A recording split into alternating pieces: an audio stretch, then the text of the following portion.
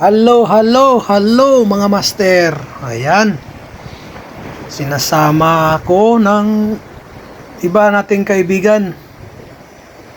So, hindi tayo nagatanggi at sinubukan natin yung pinagsasabi nilang maganda daw na pwesto. So, ayan, libre naman sa sasakyan. Sa kanila naman. So, nakikirides na lang ako.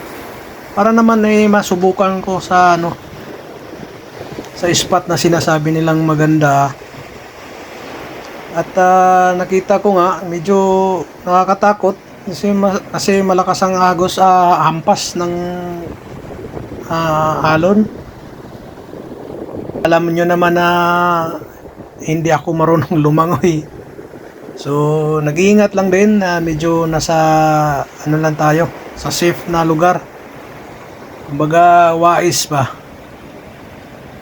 Para naman marami, may pamilyang nag-aantay, kaya libangan, so dobling pag-iingat. So ito medyo malakas ang hampas ng alon at napakalalim niyan. Maganda nga ang pwesto, medyo malaki daw ang tsansang makahuli ito. Unang huli, master. Kaway pa rin.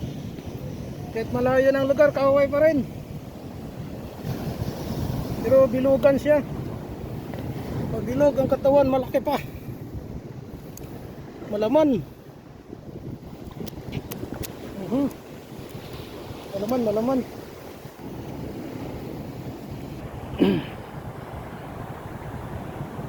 Ay, iba naman. Hindi tayo binigo, master. Ito, pangalawang huli natin. Kaya, tsaga-tsaga, may nilaga. Gornard ang pangalan nitong isda na to. Gornard.